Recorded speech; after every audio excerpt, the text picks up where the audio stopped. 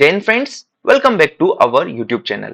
Friends, आपको float, slide, surrender and participate in next round and freeze के बीच में डिफरेंस पता है? नहीं पता है तो ये वीडियो आपके लिए होने वाला है, नहीं तो आप अपनी चॉइस फिलिंग या फिर काउंसलिंग को खराब कर लेंगे। फ्रेंड्स, वीडियो को एंड तक जरूर देखना, मैं आपको डिटेल में विद एग्जांपल ये चीज समझाने वाला हूं। सबसे पहले फ्रेंड्स बात करेंगे फ्लोट की।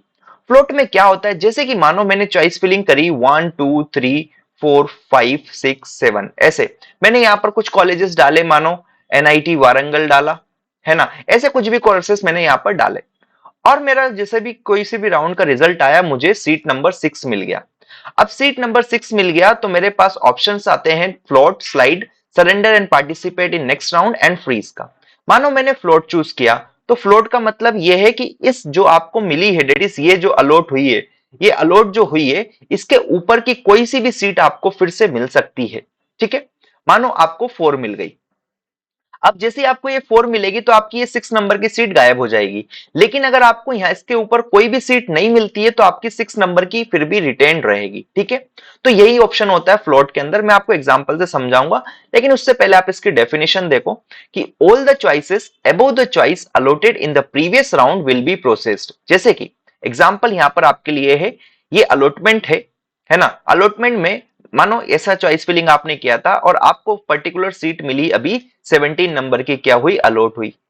ठीक है, तो क्या होगा, आपने अगर फ्लोट का ऑप्शन यूज कर रहे हैं, आप फ्लोट कर रहे हैं, ठीक है, फ्लोट का ऑप्शन अगर आप यूज करते हैं तो 1 से 16 तक कोई सी भी सीट आपको मिल सकती है, एनी सीट। ठीक है, एनी नंबर की सीट कोई भी मिल सकती है। अगर आपको कुछ भी नहीं मिलता है तो आपकी जो सीट है ये 17, ये क्या रहेगी, रिटेन रहेगी। समझ रहे? अगर आपको इसमें से कोई सी ऊपर की मिल जाती, मानो मेरे को 10 नंबर की सीट मिल गई तो फिर आपकी 17 हट जाएगी। लेकिन अगर आपको कोई भी सीट नहीं मिलेगी तो 17 आपकी रिटेन रहेगी। वही मैंने यहां पर लिखा है कि if no higher choice is allotted based on the merit then seat allotted in the previous round will be retained. मेरे ख्याल से चीज क्लियर हो गई होगी। तो फ्लोट के अंदर क्या होगा, फ्लोट के अंदर आपको जो भी अलॉटेड चॉइस था उसके ऊपर का कोई सी भी दूसरी चॉइस मिल सकती है। अगर नहीं मिलती है तो आपकी ये जो प्रीवियस राउंड में जो अलॉटेड है ये क्या रहेगी, रिटेन रहेगी। मेरे ख्याल से ये चीज क्लियर हो गई होगी। दूसरा है फ्रेंड्स हमारा स्लाइड। अब स्लाइड काम करता है सेम इंस्टीट्यूट के बीच में, सेम इंस्टीट्यूट के बीच में। ओके, मतलब मानो मेरे को एनआईटी वारंगल के अंदर कोई ब्रांच मिली, है ना, तो अभी मानो जियो टेक्निकल इंजीनियरिंग मिली, इसके ऊपर मैंने डाल रखा एनआईटी वारंगल के अंदर ही ट्रांसपोर्टेशन डाल दिया, या फिर इसके अंदर ही मैंने एनआईटी वारंगल के अंदर ही स्ट्रक्चर डाल रखा एग्जाम्पल के तौर पे। तो मुझे अभी ये मिली थी, तो अब अगर मैं स्लाइड ऑप्शन चूज करता हूं, क्या बोला, अगर मैं स्लाइड ऑप्शन चूज करूंगा तो मुझे इन ब्रांचेस में दूसरी मिल सकती है, या तो ये मिल जाएगी या ये मिल जाएगी। अगर दोनों नहीं मिलेगी तो ये मेरी कैसी रहेगी, रिटेन रहेगी। ठीक है, इसी को मैं आपको अब एक्सप्लेन करता हूं, देखो अच्छे से। पहली बात, all the choices of the same institute allotted in the previous round. ठीक है, above the choice allotted in the previous round will be processed, मतलब कि पिछली बार जो आपको इंस्टीट्यूट में सीट मिली थी उसी के अंदर अपर दूसरी सीट, दैट इज दूसरी ब्रांच आपको मिल सकती है। वही यहां पर लिखा है, जैसे कि एग्जांपल से मैं आपको बताता हूं कि मानो मेरे को प्रीवियस राउंड में 17 नंबर की सीट अलॉट हुई थी। ठीक है, जो कि था मेरा एनआईटी वारंगल। अब एनआईटी वारंगल था और मैंने क्या किया, स्लाइड ऑप्शन चूज किया।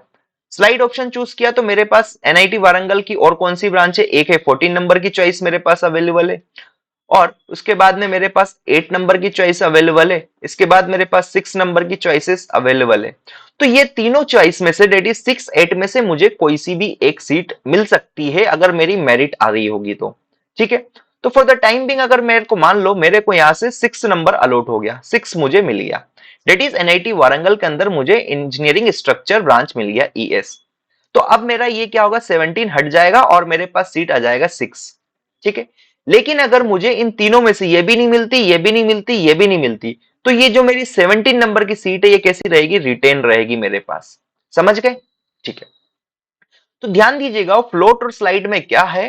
फ्लोट और स्लाइड के अंदर अगर आपको उसके आपकी प्रायोरिटी के ऊपर कोई सी दूसरी ब्रांच नहीं मिलती है तो आपकी सीट क्या रहेगी, रिटेन रहेगी। अदरवाइज जो आपको मिल जाएगी वो आ जाएगी। ठीक है, तो यहां पर यह चीज आपको क्लियर हो जाना चाहिए। अब नेक्स्ट है friends, surrender and participate in next round. देखो, जो हमारा फ्लोट था, फ्लोट के अंदर क्या था, मेरी सीट रिटेन थी।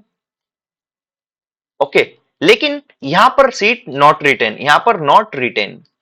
ये सिमिलर है हमारा किसके, ये जो है सरेंडर एंड पार्टिसिपेट सिमिलर है हमारे फ्लोट का, लेकिन फ्लोट के अंदर सीट रिटेन रहती थी और यहां पर सीट रिटेन नहीं रहेगी। एग्जांपल मैं आपको देता हूं, देखो ये मैंने आपके लिए लिखा है। अब मानो आपको 17 नंबर की सीट मिली थी, है ना, दैट इज जियोटेक्निकल इंजीनियरिंग की यहां पर मिली थी।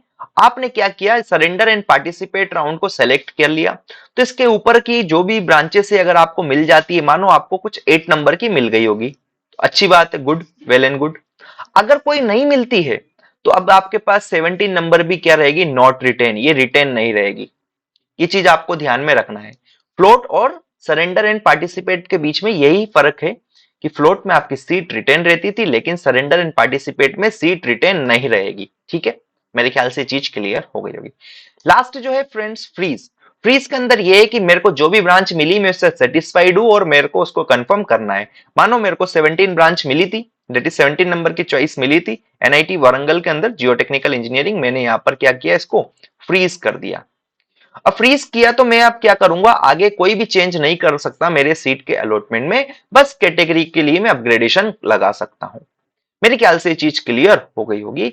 तो सिमिलर चीज यहां पर लिखा है कि अगर if the allotted seat is of better preferred choice for the candidate who has specified his or her willingness as a float slide in the previous round, then he or she will forbid the claim on the seat allotted to her or him in the earlier rounds। Clear है, ये simple सी भाषा में मैंने आपको क्या समझा दिया, मैंने आपको यहाँ पर बता दिया फ्रेंड्स कि हमारा फ्लोट फ्रीज वगैरह में क्या डिफरेंस है। अब मेरे ख्याल से आपको काउंसलिंग में कोई प्रॉब्लम नहीं आएगी।